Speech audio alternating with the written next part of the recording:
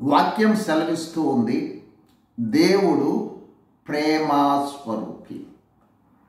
దేవుని యొక్క ప్రేమ అనంతమైన ప్రేమ, అద్భుతమైన ప్రేమ, ఆశ్చర్యకరమైన ప్రేమ, అగాపే ప్రేమ. దేవుని ప్రేమను గురించి ఈ వాక్యం సెలవిస్తూ ఉంది. చూడండి, 1 యోహాను పత్రిక 4వ అధ్యాయము 10వ వచనం. మనము దేవుని ప్రేమించితిమని కాదు, తానే మనలను ప్రేమించి మన పాపములకు ప్రాయశ్చిత్తమయునుటకు తన కుమారుని పంపెను, ఇందులో ప్రేమ ఉన్నది.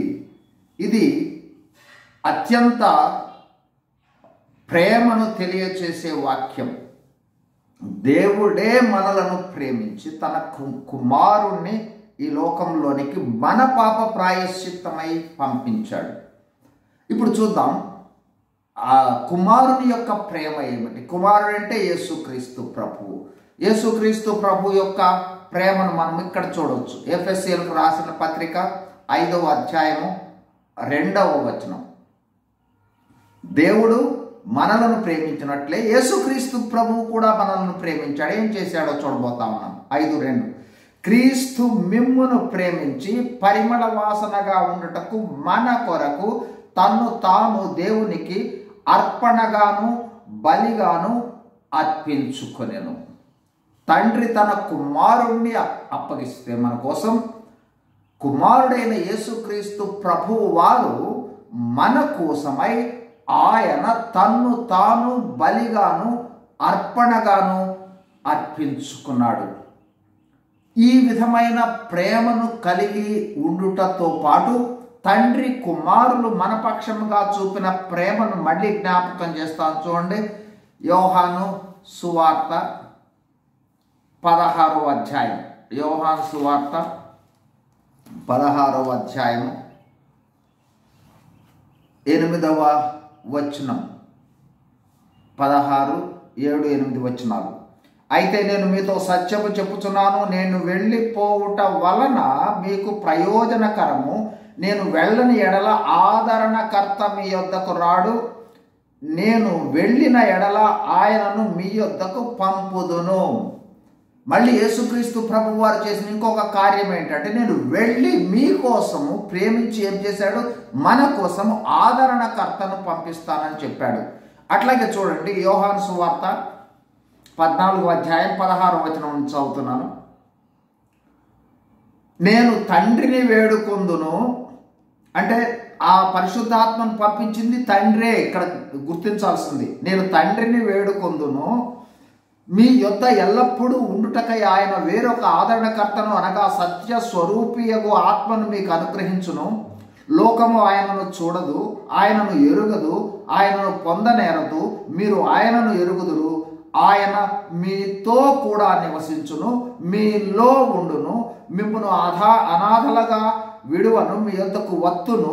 కొంతకాలమైన తరువాత లోకము నన్ను మరి ఎన్నడూను చూడదు, అయితే మీరు నన్ను చూతురు.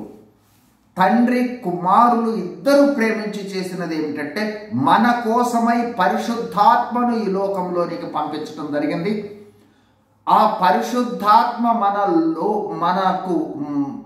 మన కోసమై వచ్చిన పరిశుద్ధాత్మ మనలో ఉంటుంది, మనతో ఉంటుంది, ఎల్లప్పుడూ మనతోనే ఉంటుంది. ఆ పరిశుద్ధాత్మ సహాయంతోనే మనము మన పాపాల విషయమై ఒప్పించబడి సమకూర్చబడ్డాము. అయితే ఇంకొక వాగ్దానాన్ని దేవుడు మనకి ఇస్తా ఉన్నాడు. చూడండి, రోమీయులకు రాసిన పత్రిక మనకు అవసరం వచ్చిన సమయంలో దేవుని ప్రేమను చూపించే వాక్యాన్ని మనం చూడబోతా ఉన్నాం. రోమా 8:32.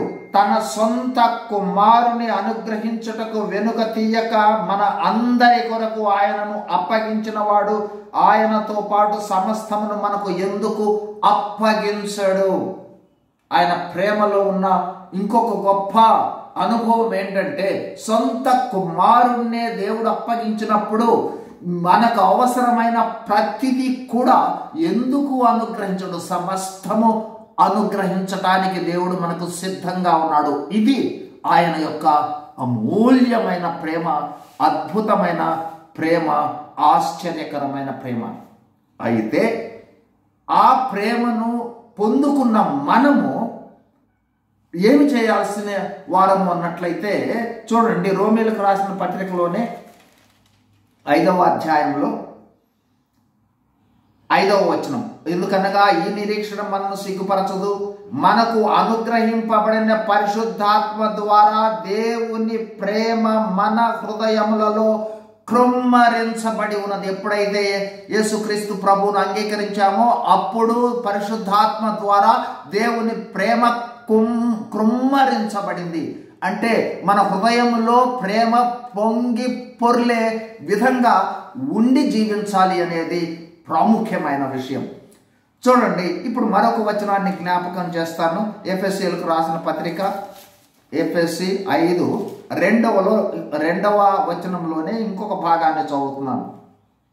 మొదటి భాగంతో ప్రారంభిస్తున్నాను. క్రీస్తు మిమ్మును ప్రేమించి పరిమళ వాసనగా ఉండటకు మన కొరకు తాను దేవునికి అర్పణగాను బలిగాను అప్పగించుకొనెను. అలాగుననే మీరును, అంటే మనము కూడా ప్రేమను కలిగి నడుచుకోవాలి. ఆ విధంగానే మనము ప్రేమను కలిగి దేవునిని ప్రేమించే వాళ్ళంగా ఉండాలి.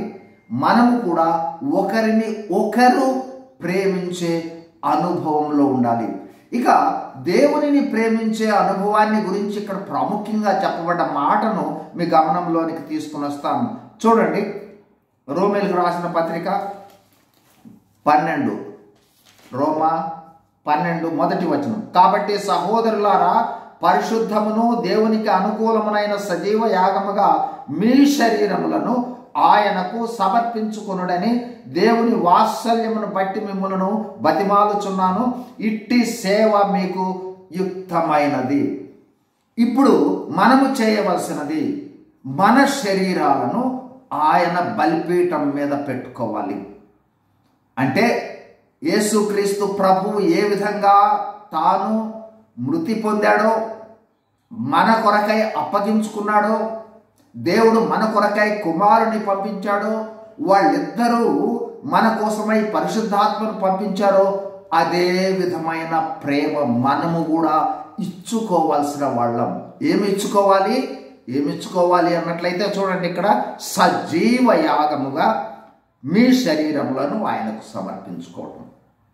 కాబట్టి మన శరీరాలను బలిపీఠం మీద పెట్టుకొని, ఇక జీవించువాడును నేను కాదు, క్రీస్తే నాయందు జీవించుచున్నాడు అనే అనుభవంలో తండ్రి, కుమార, పరిశుద్ధాత్మ అయిన త్రియేక ఆత్మ ఆధీనంలోనికి వచ్చి మన స్వచిత్తాన్ని సంపూర్ణంగా బలిపీఠం మీద పెట్టుకొని దేవుని చిత్త ప్రకారము, దేవుడు ఏ విధంగా నడిపిస్తే, దేవుడు ఏ పని చేయమంటే, దేవుడు ఏ విధంగా ఇచ్చిన ఆజ్ఞలు పాటించమని చెప్తాడో ఆ విధంగా పాటించి ఆయనను మహిమపరచుట అనేది మనము చేయవలసిన పని. అంటే మనము దేవునిని ప్రేమించాము అనే విషయం ఎట్లా తెలుస్తుందంటే, మనము బలిపీఠం మీద పెట్టుకొని దేవుని ఆధీనంలోనికి వెళ్ళి దేవుడు సంతోషపడే విధంగా మనము జీవించుటయే ఆయనను ప్రేమించుట.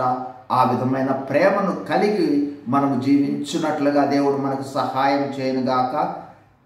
ప్రార్థన చేసుకుందాం. పరిశుద్ధుడైన మా ప్రియ పరలోకపు తండ్రి, గొప్ప ప్రేమను మా పక్షంగా చూపించారు. ఆ విధంగా మేము కూడా ప్రేమించు వారిగా ఉన్నట్లుగా సహాయం చేయమని యేసుక్రీస్తు ప్రభువారి శ్రేష్టమైన నామములోనే వందనములు చెల్లిస్తూ వేడుకొంచున్నాము తండ్రి. Amen. Praise the lord. God bless you.